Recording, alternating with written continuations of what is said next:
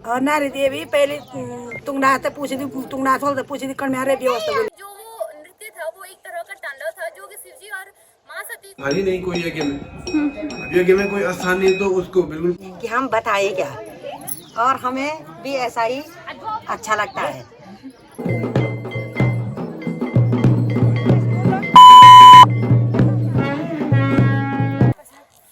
Good morning और welcome back to my another blog. Himanshu this side के गारखंडी blogs में आपका स्वागत है। तो जैसा कि पार्ट फर्स्ट में आप देख चुके हो, हमारे गांव में आ चुके हैं चाची जी के मायके की देवी। चाची जी बताएंगी उनके बारे में कुछ। हमारी साइड की देवी है नारी देवी, पे हम तो पहली बार देख रहे हैं। हमारे सासू के मायके की है। हाँ जी, मेरे मायके भी पड़ता है। आज हमारे गांव का सौभाग्य कि हमारे गांव में नारी देवी का प्रस्थान हो रखा है। हाँ, तो जैसे कि बहुत जानी मानी शक्ति है वो, और काफी दूर से भक्तजन आते हैं अपनी मनोकामनाएं पूर्ण होने पे। आज देखेंगे हम पार्ट 2 में कि किस तरह से, जैसे कि पंडित जी ने हमें बता रखा है कि जो वो नृत्य था वो एक तरह का तांडव था जो कि शिवजी और माँ सती। तो आइए देखते हैं आज क्या क्या होता है। बहुत बढ़िया मौसम हुई, इतना हरे भरे हुए हैं, फर्स्ट क्लास। आज देवी भी हमारे गाँव में आनी, सब चीज बहुत अच्छी काफी रौनक सी देवी रौनक सब बाबा देवी कृपा बोल, तो बहुत बड़ी खुशी बात है हमको।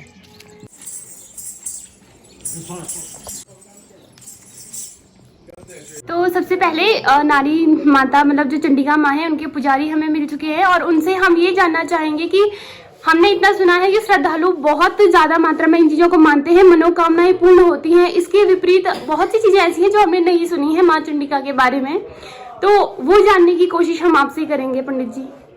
प्रथम आपके चैनल का और आपका बहुत बहुत धन्यवाद जो आपने भगवती चंडिका नारी देवी की के बारे में जानने की कोशिश की। और आप देख ही रहे होंगे कि माता अपने दिवारा यात्रा पे निकली हुई है, और ये आप ब्लॉग के माध्यम से या समाचार पत्रों के माध्यम से या जनमानस से या श्रद्धालुओं से आप सुन रहे होंगे कि कितना जन सैलाब माँ के इस देवरा में उमड़ रहा है, और माता अपने भक्तों को आशीर्वाद देते हुए आगे की ओर प्रस्थान कर रही है। तो मुख्य रूप ब्रह्मांड के बिना शक्ति के शिव अधूरा है, और बिना शिव के शक्ति अधूरी है। तो मैं बताना चाहूँगा, शक्ति जो माँ चंडिका के रूप में आप लोग देख रहे हैं यहाँ पे, वो भगवती सती का ही विग्रह, सती का रूप है वो। माता सती ने एक दफे भगवान शंकर से कहा था कि मैं अपनी मायके जा रही हूँ, मेरे पिताजी ने वहाँ क्या किया हुआ है, यज्ञ ठहराया हुआ है। तो शंकर भगवान तो वो त्रिकालदर्शी हैं, भगवान महादेव, लीला ही उनकी है। उनको पता था कि भाई इस यज्ञ में हमारे लिए जो है निमंत्रण नहीं है, तो हमारा वहाँ जाना आवश्यक नहीं है। तो बेटी है माता सती उनकी, दक्ष प्रजापति की, तो उन्होंने यज्ञ ठहरकर से खुश नहीं थे।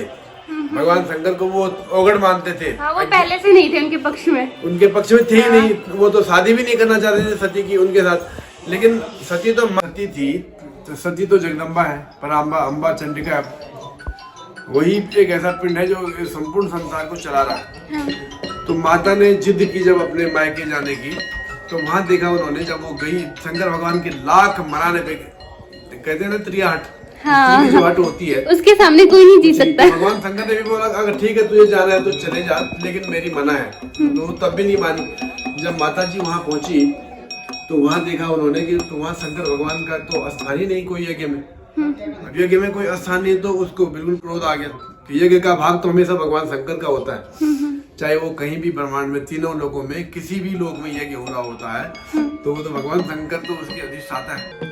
उन्होंने देखा कि वहाँ उसके लिए कुछ कोई भी नहीं है।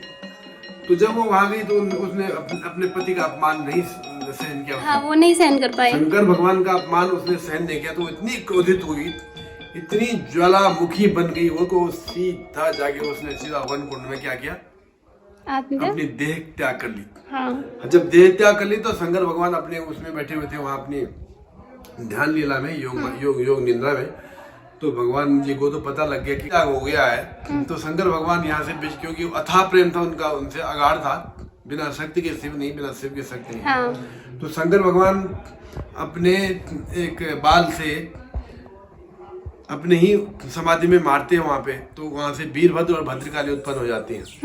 तो जैसे ही वीरभद्र जो आप देख रहे होंगे ना, जो जिसको हम भूतेर कह रहे हैं, जो आगे आगे चल रहे हैं, हाँ, जो ये डिसाइड सबसे करेंगे पहले- कि देवी कहाँ पे जाएंगी, कहाँ हाँ, जो ये चारों तरफ यहाँ पहले पहुंचते हैं, फिर देखते हैं चारों तरफ जितने भी देवता, जितने भी जहाँ जहाँ मंदिर होते हैं, चाहे वो दीवार के अंदर है चाहे कहीं है, तो वो वही वीरभद्र है। सारा निरीक्षण करके आ रहे हैं। निरीक्षण करते हो पहले। तो वो चले गए वहाँ, उन्होंने बोला भगवान शंकर को क्या हमारे लिए आज्ञा क्या है। उन्होंने बोला कि भाई आज्ञा क्या होनी। वहाँ सती ने अपने देह त्याग कर लिए, और जिसने भी वहाँ शिव निंदा सुनी है, आप तुरंत जाके वहाँ पे विध्वंस कीजिए। तो जब ये भद्रकाली और वीरभद्र वहाँ जाते हैं, तो वहाँ इतना विध्वंस हो जाता है, इतना विध्वंस हो जाता है, तमाम ब्रह्मा विष्णु और जितने भी देवता वहाँ होते हैं वो सब भागने लग जाते हैं।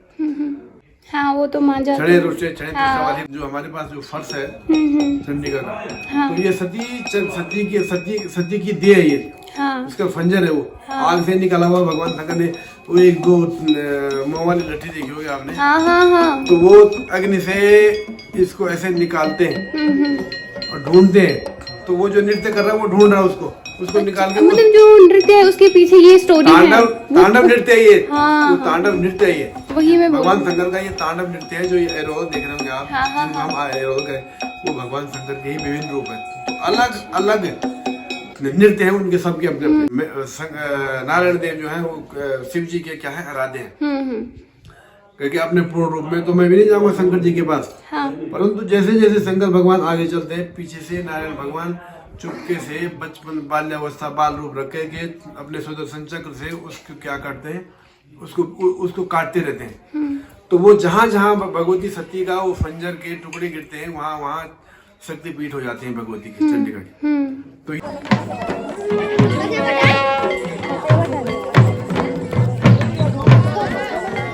तो ये मान्यता है कि माँ चंडिका कभी भी। और यहाँ पे ताई जी लोग कर रहे हैं देवी माँ का इंतजार। और ताई जी यू की ले घोस यमु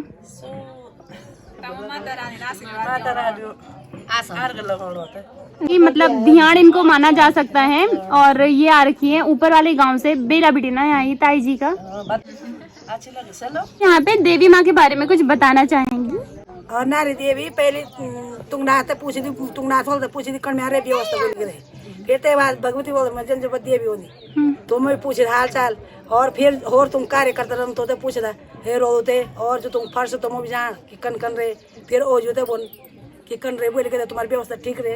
फिर तक गुम बोलते बोलने की बोली बहुत बड़े रहे तुम्हारी व्यवस्था, तो तभी आशीर्वाद देनी सब लोगों बेगुमों से भी मुझे की आशीर्वाद देने की बड़े रहे, बहुत बड़े व्यवस्था करके हमारे गांव में वैसे भी कोई भी देवी देवता आते हैं तो हमारे गांव के इतने एडवांस हैं कि भावुक इतने हैं देवी देवताओं के प्रति कि हम बताए क्या। और हमें भी ऐसा ही अच्छा लगता है।